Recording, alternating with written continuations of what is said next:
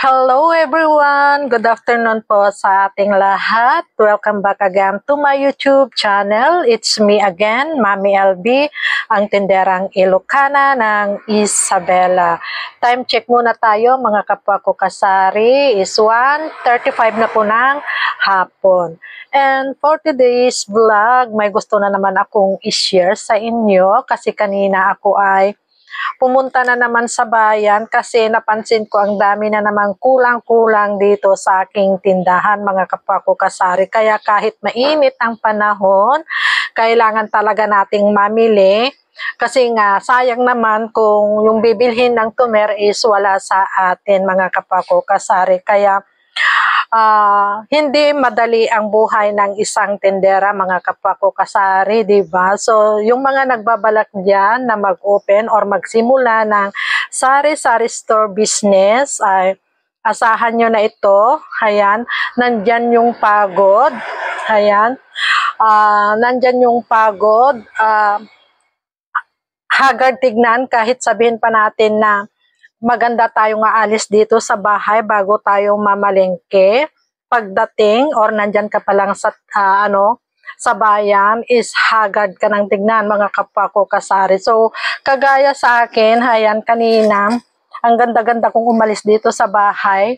Pagdating ko sabi ni Mister para daw ako nasa bunutan mga kapwa ko kasari kasi nga nakapusod ako tapos yung pagkapusod pa ng buhok ko may nahuhulog ganyan kasi nga di ba ang ginagawa nating mga tindera, mga kapwa ko kasari, hindi lang naman iisang pwesto yung pinupuntahan natin, di ba? So, buti sana kung yung mga bibilhin natin is nasa isang kumbaga one-stop shop na siya. Hindi ang ginagawa natin lakad dito, lakad doon sa loob ng palengke. Ayan, so kagaya kanina, ngayon talagang ako ay pagod kasi nga lakad dito, lakad doon ang aking ginawa mga kapwa ko kasari. So, ito ay hindi sa grocery ako pumunta, kundi sa loob lang talaga ng palengke itong aking mga sinadya ko mga kapwa ko kasari. So, ito yon bali ako ay namili ng ito. O, di ba? Wala naman ito sa grocery mga kapwa ko kasari. Itong munggo at saka itong popcorn. May popcorn naman sa loob ng grocery kaso medyo namamahalan ako doon kaya talagang sa loob ako ng palengke bumibili ng mga ganitong items mga kapwa ko kasari. Kung saan ako bumili ng munggo ay doon din ako namili ng popcorn. So, bali ang kuha ko nga pala ng popcorn is 20 ang puhunan. So, ito ay ibibinta ko ng 25. Nakaganito na siya mga kapwa ko kasari, nakaripak na siya. So, ang bigay niya sa akin is 20. So, kumuha lang ako ng pang 100 pesos or 5 pack. Ayan, popcorn. Ang aking bintahan is 25. At itong munggo naman, ayan, bali ang kuha ko ng 1 kilo ng munggo dito sa amin is 80 pesos. So, aking ipagpapatuloy mga kapwa ko kasari, tinawag lang kasi ako ni Mister. Ayan, so saan na ba ako? Dito sa munggo. Bali, ang kuha ko ng 1 kilong munggo dito sa amin is 80 pesos. Bali, ito ay 2 kilos. So, ang balang aking binayaran dito is 160. Ngayon, ito ay iriripa ko ng 1/4 by 1/4. Bali, ang bintahan ko na ng 1/4 ng munggo is 30 pesos. Tulad nga ng sabi ko sa inyo mga kapwa ko kasari, ayan, bilang isang tindera, hindi lang isang pwesto yung pinupuntahan natin. Siyempre, sa loob ng palengke, ako nga mga kapwa ko kasari, hindi sa grocery. So, kumuha din ako ng mga pangrecados like itong bawang at saka luya. Bali, ang kuha ko ng 1 kilong bawang dito sa amin is 130. Itong luya naman is 90 pesos ang 1 kilo. So, kapag ako ang namimili ng bawang mga kapwa ko kasari, talagang pinipili ko siya kasi ang bintahan ko ng 1 pirasong bawang dito sa aking store is 5 pesos. Kapag 10 na, namamahala na sila mga kapwa ko kasari. Nasanay na talaga sila sa pang 5 piso lang. So, ganito yon. Ayan. Ganyan siya kalaki. Yung pang 5 pesos sa akin. Kaya, kailangan ko talagang mamili sa bawang at saka luya. Yung luya naman ay pang 5 pesos. So balang ginagawa ko, ayan, tinatansya ko yung kapag ako ang namimili ng luya, talagang pinuputol ko mga kapwa ko kasari. Ayan, para alam ko na kagad yung tutubuin ko. Tapos binibilang ko. Ganon ang diskarte ko mga kapwa ko kasari dito sa bawang at saka sa luya. At next ay itong naka-eco bag mga kapwa ko kasari. Ito ay sa parmasya naman. So, bali kumuha ako ng Bear Brand Junior 1 Plus. Ayan, 3 ito. Konti lang naman itong aking napamili sa pharmacy. Tapos 5 tempra. Paracetamol tempra na itong 1 to 5. Bali, ang bentahan ko dito is 120. So, kumuha lang ako ng 5. Ayan. Ito kasi yung fast moving. Tapos, kumuha din ako ng 2 RDL na sunblock. Kasi mainit ang panahon ngayon mga kapwa ko kasari. Kaya may mga nagkahanap na sa akin ng sunblock. Tapos, ito. Ayan. Sumobra yung ibinayad ko mga kapwa ko kasari. Kung makikita nyo, ayan, ibinalik nila yung aking bariya. Ayan. So, ito ay yung mga, mga tabletas, mga capsule, ganyan. So, bali ang binayaran ko nga pala dito sa pharmacy is, 4,161, mga kapwa ko kasari. 4,161. So, ito yung resibo niya. So, bali kumuha lang ako ng, ito yon naka paper bag.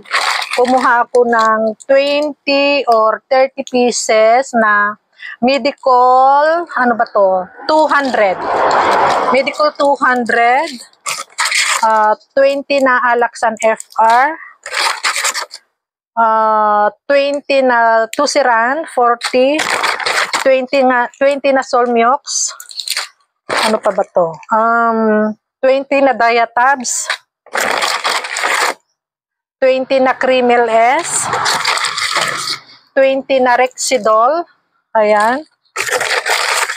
20 na Dolphinal, 500. 20 na Neosep. 20 na Advil.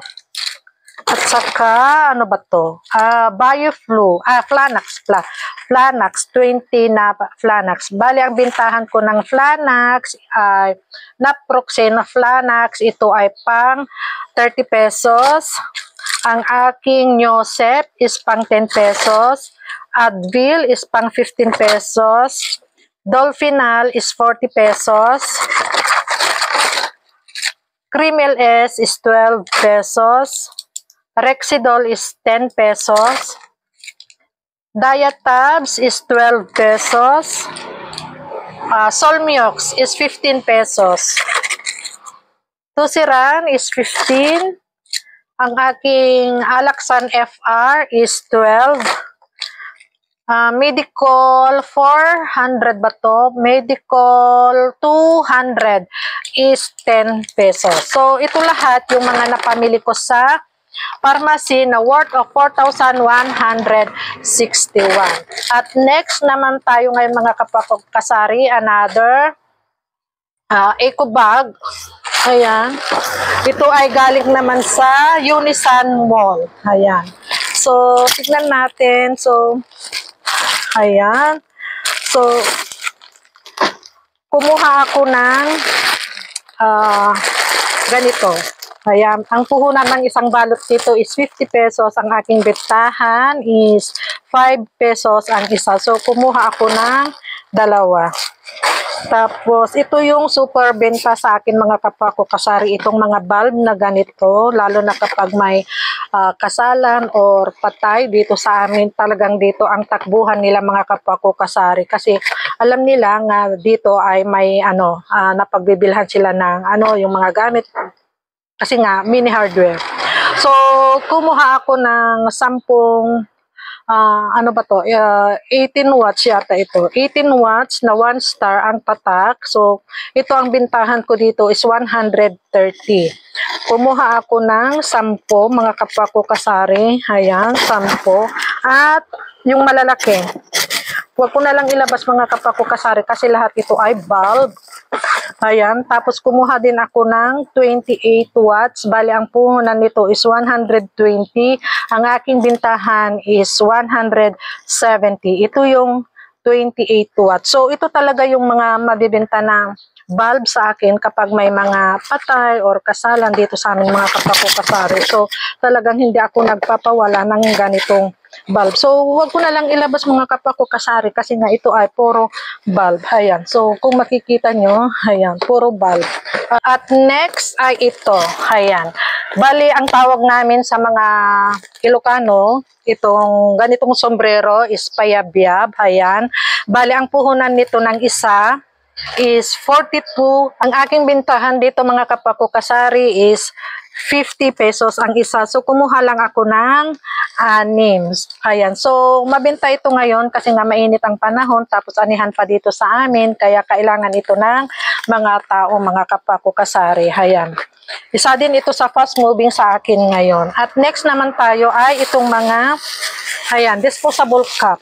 Ayan. So, bali dalawang, ano ito? Ayan.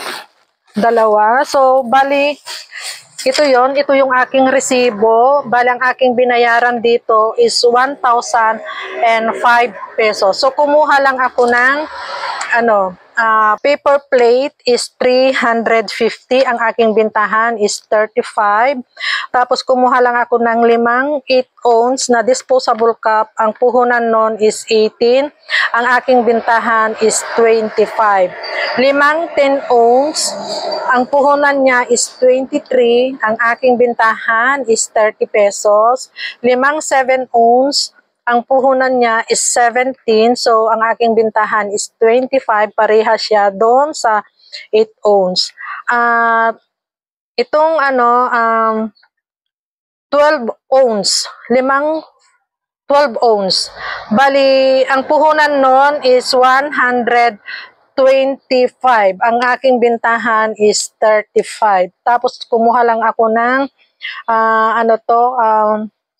yung ice bag, pero ito yung ginagamit nila sa kapag nagre-repack ka ng mantika. So, bali ang puhunan nun is 18. So, ito siguro ang aking bintahan is 25, pero kung may maghanap lang, pero ito ay binili ko lang para sa gamit lang dito sana sa tindahan mga kapakukasari. Ayan, yung ginagamit ko plastic kapag ako ay nagre-repack ng mantika. Tapos kumuha din ako ng 5 coolers, yung pang soft drinks. So, ito lang lahat mga kapakukasari yung nabili ko dito sa mga disposable cup ng aking binayaran is 1,005. At last na aking nabili mga kapakukasari ay itong walis tingting. Ito yon. Ayan.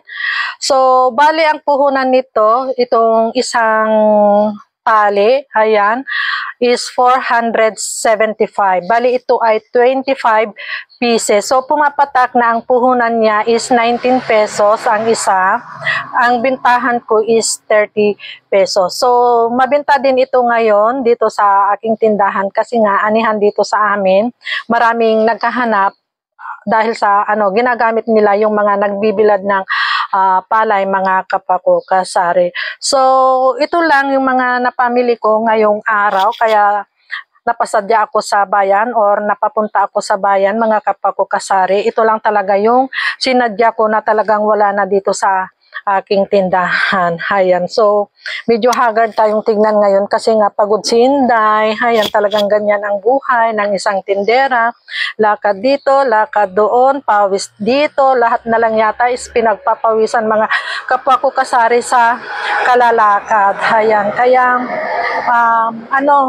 mahirap na enjoy ang may tindahan mga kapwa ko kasari. Kahit pagod tayo, kailangan nating kumayo dahil sa ating pamilya. So, yan lang. Happy selling na lang po sa ating lahat. God bless us and bye! Thank you for watching. Sharing is caring.